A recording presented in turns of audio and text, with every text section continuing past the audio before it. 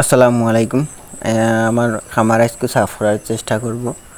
যাই হোক, আলহামদুলিল্লাহ আমার মুরগগুলা নিচে আজ থেকে 5-6 দিন আগে, কিন্তু আমি ব্যস্ততা থাকার কারণে, বিভিন্ন কাজে থাকার কারণে বা পরীক্ষা চলতেছে, পরীক্ষা থাকার কারণে আমি সবগুলা কাজ আগে করতে পারিনি। এটা আজকে একটু গ্যাপ ছিল, এর জন্য আমি পরীক্ষা থেকে এসে আমি কাজগুলো করার চেষ্টা করলাম ইনশাআল্লাহ।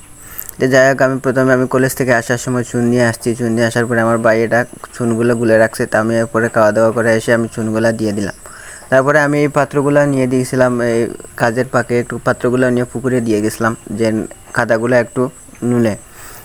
এর জন্য আমি এখন পুকুরে যাইতেছি। আর পুকুরে যাওয়ার যে কাজটা আছে, এই কাজটা আমি এখন পাত্রগুলো ধুয়ে নিয়ে আসবো পুকুর থেকে। তো যাই হোক, একজনে দেখতেছে এইখানে আলি পালাইতেছে বা আমাদের এদিকে জ্বালা পালাইতেছে। উনি বলতেছে, ওনাকে বললাম যে 1 শতক জায়গা কতদিন নিলেন? উনি বলছেন 10,000 টাকা দিয়ে বন্ধক নিছেন একপুরে আলিতে। যাই হোক, আমি এইখানে আনিয়ে ফালাইছিলাম আমার যে পাত্রগুলো আছে, কিন্তু পুকুরের এই মাথায় অনেক দূরে চলে গেছে, এখানে আমি নামে এগুলা অনেক দূর থেকে আনতেছি। আবার আমার এখানে পাত্র আছে 70 থেকে 80টা পাত্র আছে। এইগুলা পাত্রগুলো আমি সবগুলা ধুইতে হবে। একদিন ছোটো ছোটো পাত্র আছে, প্রায় সব কিছু মিলিয়ে এনে 80টার মতো পাত্র আছে।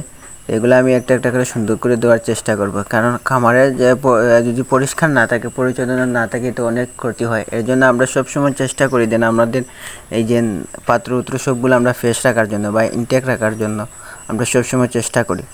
যাই হোক, আমি সুন্দর করে একটা একটা করে ধুয়ে এইদিকে এইটে পালাইতেছি। আর এখন আমার ছোটো পাত্রগুলো ধোয়া শেষ। ছোটো পাত্র বেশি না, অল্প ছোটো পাত্র কয়েকটা, এই পাত্রগুলো আমি এখানে রেখে। আর দেখতেছেন তো আমার খামার একটু দূরে আছে, তেমন একটা দূরে না আমার খামার, একটা পুকুরের সাইডেই।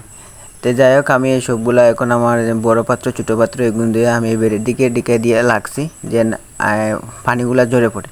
তো এখন আমি যে বার বাঁধে, আমাদের এদিকে বার বলে, বার বেঁধে আমি এখন কান্দে নিয়ে চলে যাব আমার খামারে। যাই হোক, আমি খামারের দিকে যাইতেছি। আর পর্যাপ্ত পরিমাণ তো কাজ আছে, এই কাজগুলো তো আমাদেরকেই করতে হবে, আর কেউ তো করবে না। আমরা নিজের কাজ নিজেই সবসময় করার চেষ্টা করি, যেন আমরা পরিশ্রম না করলে কখনো সফলতা আসবে না।